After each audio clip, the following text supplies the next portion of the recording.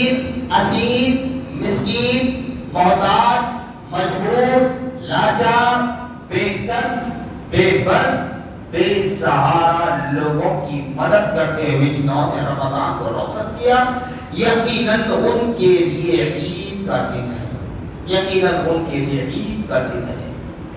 جنہوں نے رمضان کے روزے نہیں رکھے ان کے لیے یہ دن عید نہیں بلکہ وعید کا دن ہے۔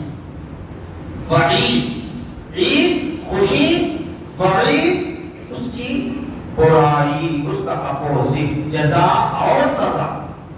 جزا اللہ اپنے انعام کو ان کا بدلہ دیتا ہے، سزا اللہ اپنے نافرمان بندوں کو ان کی پنشمنٹ دیتا ہے۔ مگر بزرگان دین میرے دادا پیر حضرت عبداللہ شاہ صاحب قبلہ رحمۃ اللہ علیہ، حضرت بانی جامع نظامیہ علیہ رحمۃ الاسبان اور دیگر اولیاء اکرام تحریر فرماتے ہیں کہ گناہ کرنے کے بعد انسان اگر اپنے رب کو راضی کر لے اس طرح سے، جیسے میں نے شب قدر اور جمعۃ الوداع میں کہا کہ جب نومولود بچہ، چھوٹا بچہ، دودھ پیتا بچہ رات کے آدھا وقت گزرنے کے بعد اگر اسے بھوک لگ جائے، اتنا زر و خطار روتا ہے کہ باپ اپنی میٹھی نیند کو قربان کر کے اٹھ جاتا ہے، ماں اپنی میٹھی نیند کو قربان کر کے اٹھ جاتی ہے اور اس دودھ پیتے شیخار بچوں کو اپنے سینے سے لگاتی ہے اور دودھ پلاتی ہے۔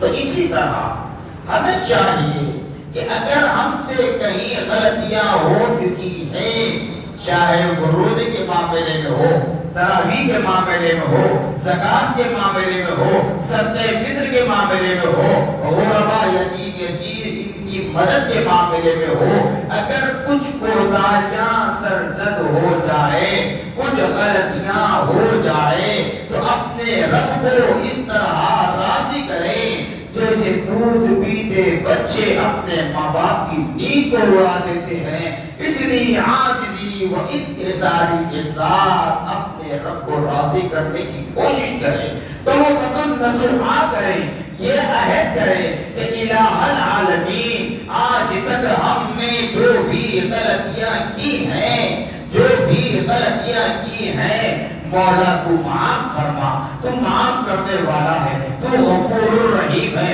تو ستار العیوب ہے، تو غفار الذنوب ہے، تو عیبوں پر پردہ ڈالنے والا ہے، تو گناہوں کو میٹنے والا ہے۔ مولا تو معاف فرما، اگر تو معاف نہیں کرے گا تو ہمیں کون معاف کرے گا؟ مولا اگر تو معاف نہیں کرے گا، تیرا ہی وعدہ ہے کلام مجید میں، قرآن پاک میں، والعصر ان الانسان لفی خسر، قسم ہے زمانے کی، بے شک انسان نقصان کو اٹھانے والوں میں سے ہو جائیں گے۔ مولا آج عید کا دن ہے، آج بدلے کا دن ہے، آج جزا اور سزا کا دن ہے۔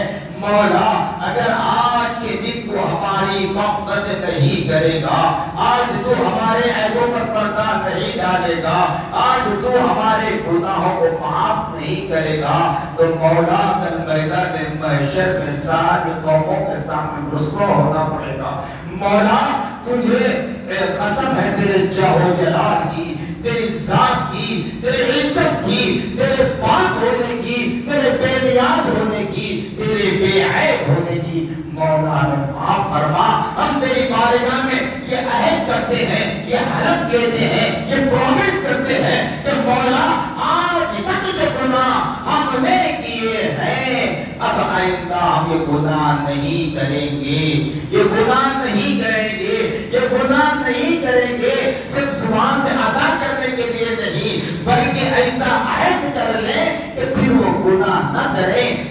تو پھر انشاءاللہ اللہ کی ذات سے امید ہے کہ نبی کے صدقے وہ ہمارے گناہوں کو معاف کر سکتا ہے۔ جبکہ پیارے آقا صلی اللہ علیہ وسلم نے یہ فرما دیا، جن لوگوں نے رمضان المبارک کو روزوں سے عبادت تحریر کے ذریعے رخصت نہیں کیا، ایسے لوگ ہماری عیدگاہوں کے قریب تک نہ آئے۔ اللہ اکبر۔ ہمارے عیدگاہ سے بڑا صرف وہ عیدگاہ ہی نہیں جو میدان میں ہوتا ہے، لیکن سنت رسول تو یہ کہ عیدگاہ میں نماز ادا کر لیں، لیکن آبادی پاپولیشن اتنا بڑھ چکا ہے کہ ہماری عیدگاہیں تنگ آبادی کا شکار کر رہی ہے، اس لیے ہمیں مساجد میں بھی نماز عید کا اہتمام کرنا چاہیے۔ تو اس طریقے سے جہاں نماز عید ہوتی ہے ان لوگوں کے لیے پیارے آقا صلی اللہ علیہ وسلم فرماتے ہیں جو رمضان کے قدردانی نہیں کیے وہ ہماری عیدگاہوں کے قریب تک بھی نہ آئے۔ تو خدا عید کا دن بڑا عظیم المرتبہ دن ہے، اس دن کو اللہ اس کے رسول کی رضا میں گزار لیں، انشاءاللہ سارا سال تم کامیاب و کامیاب ہو جاؤ، سارا سال، یہ گارنٹی۔ اگر آج کا دن ہم نے ایسے ہی گوا دیا جس طرح ہر دن ہم گوا دیتے ہیں تو سمجھ لیں سارا سال ہمیں مشکلات کا سامنا کرنا پڑ سکتا ہے۔ تو خدا اپنے رب کو راضی کرنے کی کوشش کرے۔ اور اسی طرح نماز عید سے پہلے ہمیں یہ حکم دیا گیا کہ صدقہ فطر ادا کریں۔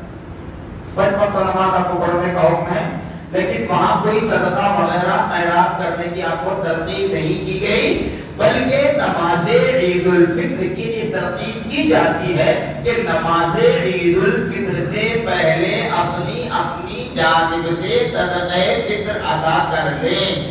ولو بالفرض فار ایگزامپل اگر کسی نے نماز عید سے پہلے صدقہ فطر ادا نہیں کیا تو نماز عید کے فوراً بعد صدقہ فطر ادا کریں۔ اور آج کا دن یتیم، یسیر، اسیر، قیدی، بیوہ، یہ مجبور، بے کس، لاچار، مجبور جو ہوا کرتے ہیں ان کے سروں پر اپنا دست شفقت رکھیں۔ کیوں؟ میرے آقا صلی اللہ علیہ وسلم ارشاد فرماتے ہیں کہ جب کسی بندے نے کسی یتیم یسیر کے سر پر ہاتھ رکھتا ہے اور اس کے سر پر جتنے بال ہوتے ہیں، جتنے بال اس کے ہاتھ کو ٹچ ہوتے ہیں، ان بالوں کے برابر تمہارے گناہ بھی معاف کر دیے جائیں گے۔ اور تمہارے دست شفقت رکھنے سے ان یتیموں یسیروں کو یہ احساس نہیں ہو سکتا، یہ احساس کمتری کا شکار نہیں ہو سکتے کہ آج ہمارے والد نہیں ہیں، والدہ نہیں ہیں۔ کیوں؟ ہم اپنے بچوں سے جس طرح لاڑ و پیار کرتے ہیں اسی طرح ان یتیم یسیر بچوں سے بھی لاڑ و پیار کریں، محبت کریں۔ جس طرح اپنے بچوں کو سینے سے لگاتے ہیں اسی طرح یتیم بچوں کو، یسیر بچوں کو اپنے سینوں سے لگائیں، تاکہ انہیں وہ احساس نہ ہو کہ کاش میرے والد بھی ہوتے تو میرے سر پر ہاتھ رکھتے۔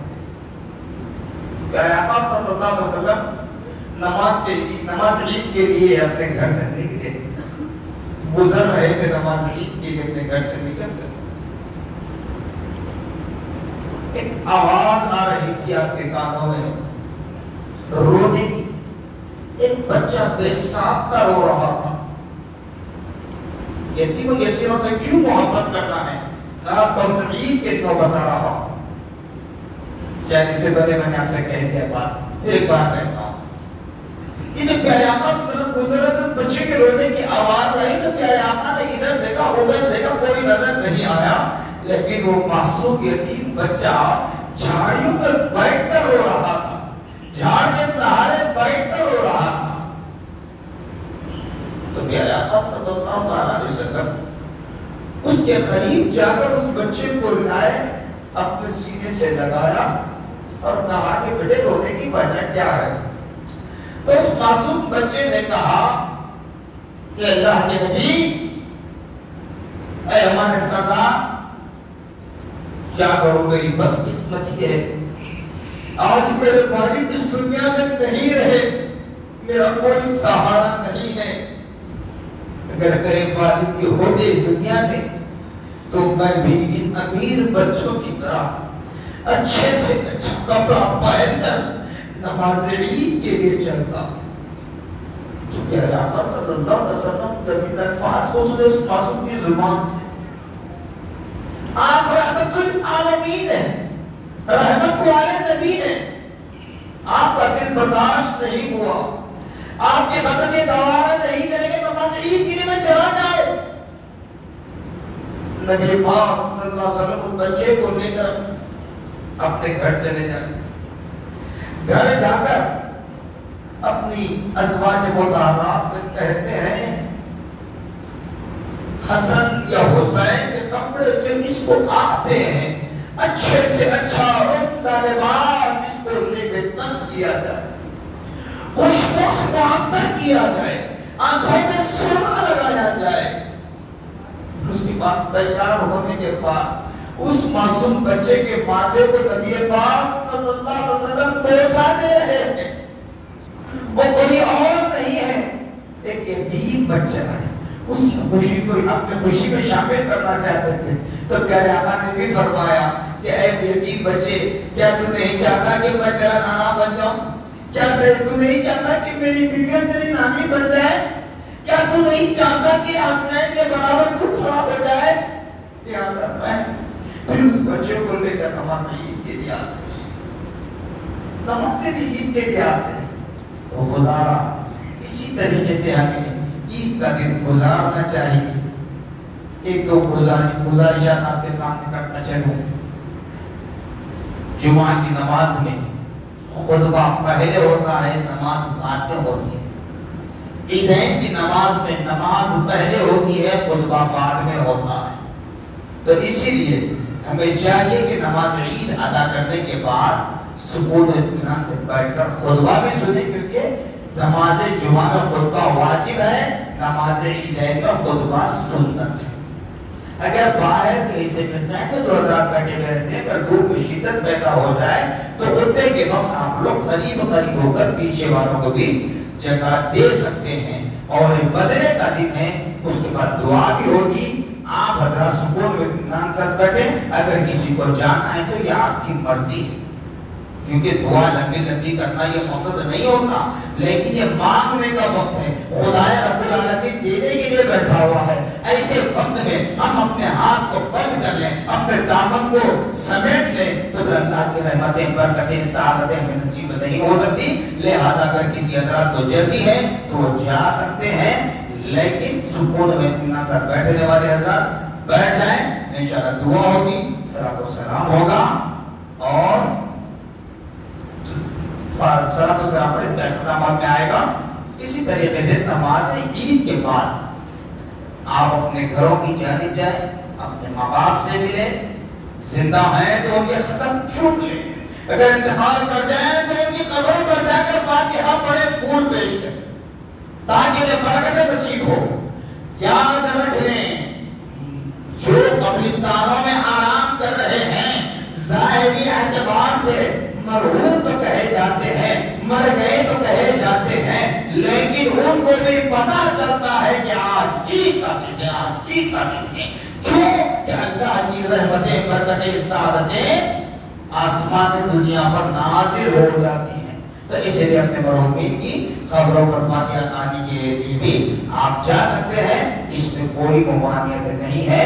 صرف یاد رکھ لیں کہ یہاں سے نکلنے کے بعد عام طور کی زندگی نہ گزاریں، بلکہ جس طرح رمضان المبارک میں ایک نماز پڑھ کر دوسری نماز کا انتظار کیا کرتے تھے، اسی طرح رمضان کے بعد بھی اب بھی نمازیں ادا کرنے کی کوشش کریں. اور خاص طور سے دشمن طاقتوں کی فکر ہوتی ہے کہ آج کے دن بالخصوص نوجوان نسلوں کو بہکایا جائے تو فلمیں ریلیز ہوتی ہیں، تو ان فلموں کی طرف آپ کو جانا نہیں ہے. یاد رکھیں، رمضان بھر آپ نے عبادت کی، ایک سمندر آپ نے شہر کا بنا لیا، اب رمضان کی عید ہوتے ہی فلم دیکھنے کے لے کر چلے جائیں، یا اپنا اسمارٹ فون نکال کر اگر جو فلم ریلیز ہو رہی ہے وہ دیکھنے کے لیے بیٹھ جائیں ننگے جسموں کو، تو یاد رکھ لیں ساری عبادتیں رائے گاہ ہو جائے، رائے گاہ ہو جائے.